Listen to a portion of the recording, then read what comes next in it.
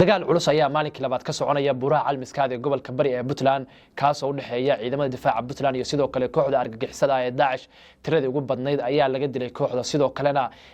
waxa laga qabsaday goobo muhiim ah sidoo kale ciidamada difaaca Puntland waxa ay sheegeen in xubno ay qabteen oo kooxda argagixisada Daesh ka tirsan ay ka heleen xogtii ugu muhiimsaneed muuqaalkan ayaa daawada kula wadaagaya balse marka hore waxa ka codsanayna YouTube-ka ay ku soo biirto subscribe dhahdo muuqaalka leeg noo saarto sidoo kalena gambareelka furto si ay ku soo gaaraanin muuqaalada maalinlaha ee halkan ku soo gudbino haddii aan ku bilaabo ciidamada difaaca Puntland oo ku jira howlgalka Hilaac wajigiisa labaad ayaa dagaal saddex jiha ah ku qaaday kooxda argagixisada ee Daesh kaas oo ciidamadu sheegeen inay guul weyn ka gaareen ayna goobo muhiim ah kooxda kaga qabsadeen sidoo kalena ay tiro badan oo kooxda ka tirsanaa ay halkaasi ku dileen taliyaha guud ee ciidamada difaaca dawladda Puntland oo saaka warbaahinta la hadlay ayaa shaaca ka qaaday inay saaka howlgallo xoogan ay ku qaadeen kooxda argagixisada ee Daesh ayna kala wareegeen deegaamada kala ah qurac iyo sidoo kale dharin buraha calmiskaad halkaas ayuu sheegay inay ku dhumaalaysanayeen kooxda argagixisada ee Daesh ayna ka sameysteen difaacyo adag balse wiilasha geesiyada ah ee ciidamada difaaca Puntland ay halkaas u daateen kalena soo baxeen argagixisadii halkaas ku dhumaaleysanaysay ayna bartaasi ku dileen qoraal ka soo baxay taliska ayaa lagu sheegay in howlgalka maanta lagu wareegay saldhigyo muhiim u ahaa kooxda sidoo kalena lagu dilay xubno kooxda ka tirsanaa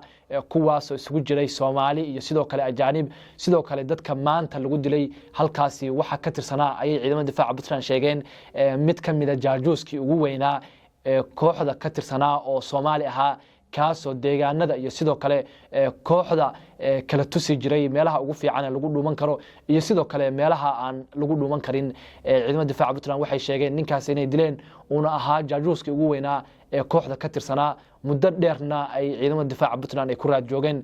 ninkan Soomaaliga ah ee ka tirsanaa kooxda Daesh ee ku dhumaalaysata buraha calmiskaada ee gobolka bari ee Puntland taliyaha oo ka hadlay waxa uu yiri ciidanku waxa ay maanta howlgallo taliyaha oo ka hadlay dagaalkii maanta halkaas ka dhacay waxa uu yiri ciidanku waxa ay maanta howlgallo ka wadaan inta u dhaxaysa qurac iyo sidoo kale dharin iyo deegaano kale oo hoos yimaada togjacayl oo ay ciidamada difaaca Puntland shalay kala wareegeen kooxda argagixisada ee Daesh halkaas oo ciidamada difaaca Puntland ay sheegeen inuu ahaa saldhigga saddexaad oo kooxda argagixisada ah saldhigyadoodii kuwa adka kamid ahaa ciidamada difaaca Puntland waxa ay sheegeen kaliya laba saldhig inay hadda kooxda Daesh ay u hareen labadaas saldhig hadii ciidamada difaaca Puntland ay u dhacaana ayna u harin meel kale oo ay gabaad ka dhigtaan kooxda argagixisada Daesh waxa la sheegay in saldhigan togjacayl ku xiga inuu yahay saldhigii ay madaxda iyo sidoo kale saraakiisha kooxda hogaaminaysa ay deganaayeen inuu yahay hadii saldhiga loo gudbana ay tahay in kooxda guntoodii la gaaray taliyaha waxa uu sheegay in maanta ama sidoo kale biri ama maalmaha soo socda ay rajeynayaan inay u dhacaanin balse waxa uu sheegay inay ka horeeyaan qaraxyo iyo sidoo kale dhufeysyo aad u adag oo ay kooxdu halkaasi ka sameysteen waxa uu sheegay in miinooyinkii ugu badnaa ay kooxda meesha ku aaseen sidoo kalena waxa uu sheegay miinooyin inay kooxda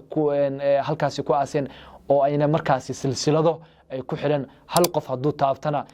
ciidanka kale oo meesha ku sugan ay isla markaas halkaas oo dhan ay wada ololeyso ay ku qarxayso dhanka kale dawladda Imaaraadka Carabta oo dawladda Puntland ka caawinaysa dhanka cirka ah ayaa xalay duqeymo ka geysatay buraha calmiskaad halkaas oo ay ku dishay xubno tiro badan oo ka tirsanaa kooxda argagixisada ee Daesh dawladaha Imaaraadka Carabta iyo sidoo kale dawladda Mareykanka ayaa dawladda Puntland ka ballan qaaday in ay ka caawin doonaan intay Puntland kula jirto dhanka cirka ah ayna duqeymo u geysan doonaan kooxda argagixisada ee Daesh dhanka kale dawladda Puntland ayaa dhammaan xeebaha ama xeebaha gobolka bari u dirtay doomihii ugu badnaa iyo sidoo kale ciidamadii ugu badnaa halkaas oo laga ilaalinayo insaad iyo sidoo kale wax ciidamo ay u soo gudbaaniin kooxda argagixisada ee Daesh ku go'doonsan buraha calmiskaada ee gobolka bari ee Puntland daawada hadii halkan nala soo gaarto waxa ka codsanaya ina YouTube-ka ku soo biirto subscribe dhahdo muuqaalka leeg noo saarto sidoo kalena gambareelka furto